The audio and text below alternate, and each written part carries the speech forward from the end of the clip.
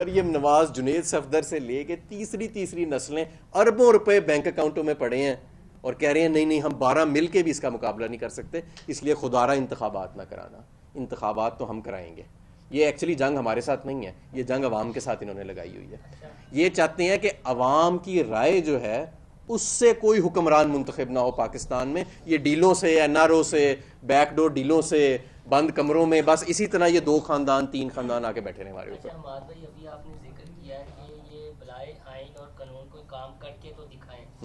یہ جو آپ کی دھمکی ہے اسٹیبلشمنٹ کو ہے یا شریف برادران کو؟ دیکھیں میری بات سنیں، آئین اور قانون سب کے لیے برابر ہے، آئین اور قانون کے آگے سب تابع ہیں، ٹھیک ہے؟ تو اس لیے ہمیں یہ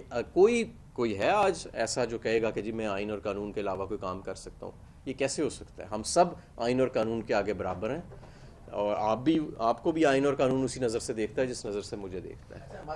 اس سے کیا مراد ہے؟ ٹویٹ مدینہ راشد صاحب نے کیا کہ میاں صاحب ناراض ہو کے چلے گئے۔ نہیں، میں نے آپ کو بتایا تو نورا کشتی ہے نا ساری۔ کیا لینا چاہ رہے تھے وہ یہ کیا چاہ رہے ہیں کہ عوام پہ بوجھ بھی ڈالنا چاہ رہے ہیں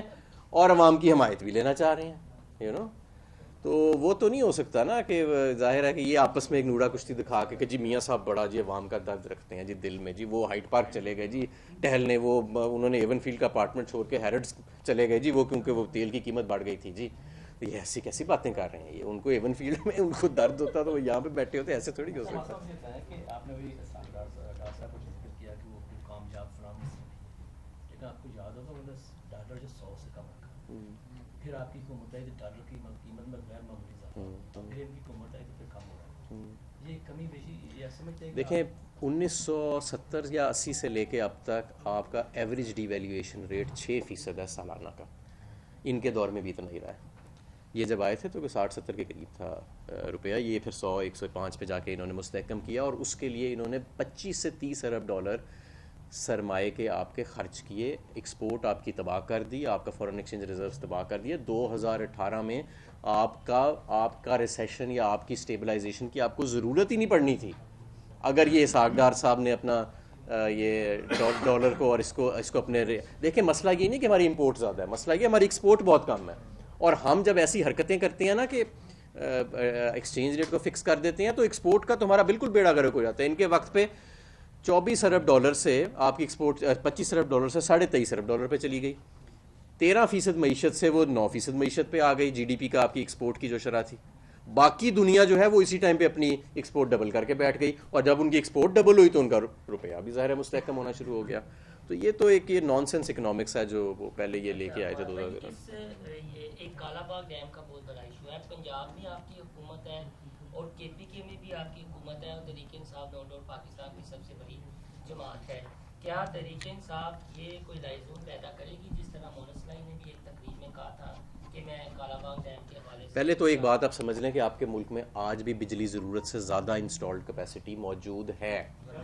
40,000 میگا واٹ انسٹالڈ کیپیسٹی آپ کے ملک میں موجود ہے، پیک ڈیمانڈ آپ کی اس وقت 25 سے 26,000 میگا واٹ ہے۔ وہ اس لیے بروئے کار نہیں لائی جا رہی کیونکہ محترم جناب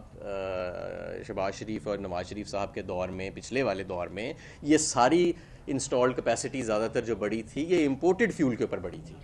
اس وجہ سے۔ دوسری بات یہ کہ ڈیم تو ہم نے شروع کیے سارے، ہم نے ڈیکیڈ آف ڈیم شروع کیے، 10 ڈیم سے زیادہ تو ہمارے دور میں شروع، تو ڈیمز تو بن رہے ہیں۔ مسئلہ بجلی کی کمی کا نہیں ہے، بجلی کی پیداوار کے اندر میں سیلاب کے تناظر میں بات کر رہا ہوں۔ ہاں پانی کے حساب سے، بالکل پانی کے حساب سے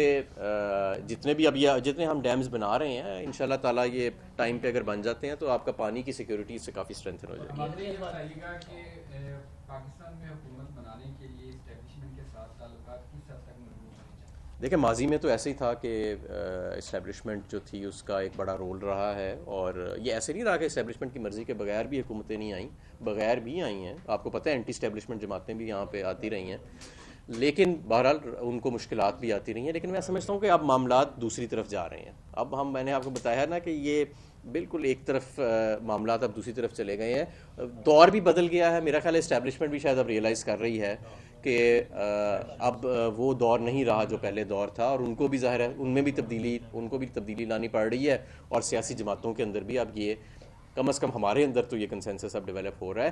کہ طاقت کا سرچشمہ جمہوریت میں صرف اور صرف عوام، آپ شکریہ، تھینک یو جی۔ IG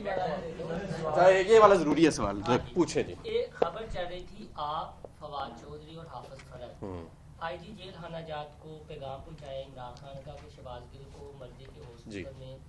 علاج کے لیے منتقل کیا جائے، تو IG جیل خانہ جات نے کہا پرویز سے پوچھے۔ پہلی بات تو یہ ہے جناب کہ مجھے آج تک یہ نہیں پتا کہ IG جیل خانہ جات کون صاحب ہیں، ان کا نام کیا ہے، نہ ہی میری کبھی ان سے گفتگو ہوئی ہے۔ کل میری فواد چودھری صاحب سے بھی گفتگو ہوئی تو میں نے ان سے پوچھا یہ خبر کہاں سے ہے، انہوں نے بھی کہا کہ مجھے تو نہیں پتا وہ شخص کون ہے، تو یہ بالکل جھوٹی خبر ہے اور یہ اس طرح ہوائی فائر کئی لوگ مارتے رہتے ہیں۔